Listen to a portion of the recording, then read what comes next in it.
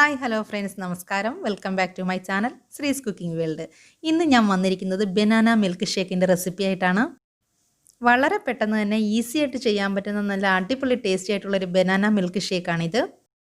അപ്പോൾ വീഡിയോയിലേക്ക് പോകുന്നതിന് മുന്നേ തന്നെ ആദ്യമായിട്ടാണ് നിങ്ങൾ ഈ ചാനൽ കാണുന്നതെങ്കിൽ ഈ വീഡിയോയ്ക്ക് താഴെ കാണുന്ന റെഡ് സബ്സ്ക്രൈബ് ബട്ടൺ ഒന്ന് പ്രസ് ചെയ്ത് സബ്സ്ക്രൈബ് ചെയ്യണം. സബ്സ്ക്രൈബ് ചെയ്യുമ്പോൾ തൊട്ടടുത്തൊരു ബെല്ലൈക്കൺ വരും, അതുകൂടി പ്രസ് ചെയ്ത് ഓൾ എന്നുള്ള ഓപ്ഷനിലാക്കി വെക്കുകയാണെങ്കിൽ ഞാനിടുന്ന എല്ലാ വീഡിയോസിൻ്റെ നോട്ടിഫിക്കേഷൻ നിങ്ങൾക്ക് കിട്ടുന്നതായിരിക്കും.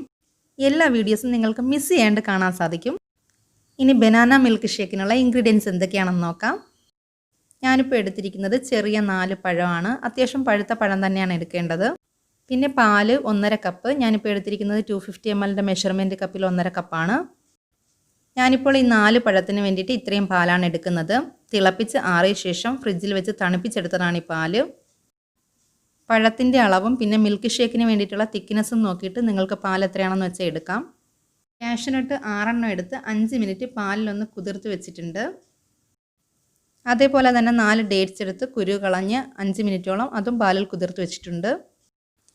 1 table spoon honey, 2 table spoon sugar. ഇനി മിക്സിയുടെ ജാറെടുത്ത് അതിലേക്ക് പഴം തൊലിയൊക്കെ കളഞ്ഞ് ഒന്ന് കട്ട് ചെയ്തിട്ട് കൊടുക്കുകയാണ്. പാലൊഴിച്ചു കൊടുക്കാം. പാലിൽ കുതിർത്ത് വെച്ച ഡേറ്റ്സും കാഷ്യൂനട്ടും കൂടി ചേർത്ത് കൊടുക്കുകയാണ്. 2 table spoon sugar, 1 table spoon honey, ഇത്രയും ചേർത്ത് ജാർ അടച്ച് നല്ലതുപോലെ അടിച്ചെടുക്കണം. ഇതിൽ ചേർത്തിരിക്കുന്ന പഴവും ഡേറ്റ്സും കാഷ്യൂനട്ടും എല്ലാം ഒന്ന് നല്ലതുപോലെ അരഞ്ഞ് നല്ല തിക്കാകുന്നിടം വരെ ഒന്ന് അടിച്ചെടുക്കണം. ഇടയ്ക്ക് ജാറൊന്ന് തുറന്ന് കുറച്ച് ഐസ് ക്യൂബ്സ് ഇട്ട് കൊടുക്കുകയാണ്. നിങ്ങൾക്ക് തണുപ്പിന് ആവശ്യമായിട്ടുള്ള എത്രയാണോ അത്ര ഐസ് ക്യൂബ്സ് ഇട്ട് കൊടുക്കാം. ഇനി ജാർ അടച്ച് എല്ലാം കൂടി ഒന്നും കൂടി ഒന്ന് അടിച്ചെടുക്കണം.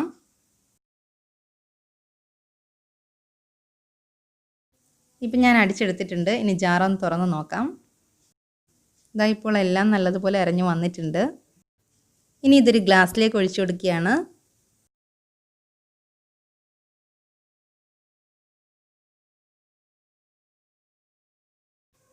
ഡെക്കറേഷനായിട്ട് ഞാൻ കുറച്ച് കാഷ്യൂനട്ട് അരിഞ്ഞത് മുകളിൽ ഇട്ട് കൊടുക്കുന്നുണ്ട്.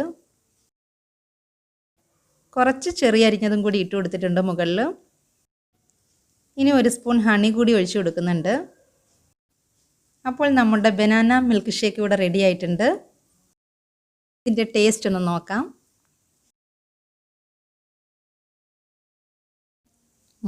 നല്ല അടിപൊളി ടേസ്റ്റ് ആയിട്ടുണ്ട് കേട്ടോ.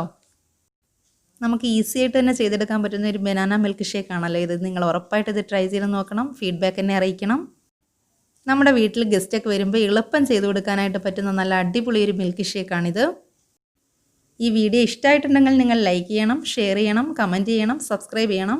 സബ്സ്ക്രൈബ് ചെയ്യുമ്പോൾ തൊട്ടടുത്തൊരു ബെല്ലൈക്കൺ വരും, അതുകൂടി ഒന്ന് പ്രസ് ചെയ്തേക്കണേ. അപ്പോൾ അടുത്ത് തന്നെ ഞാൻ അടിപൊളി ഒരു റെസിപ്പി ആയിട്ട് വരുന്നവരേക്കും ഗുഡ് ബൈ.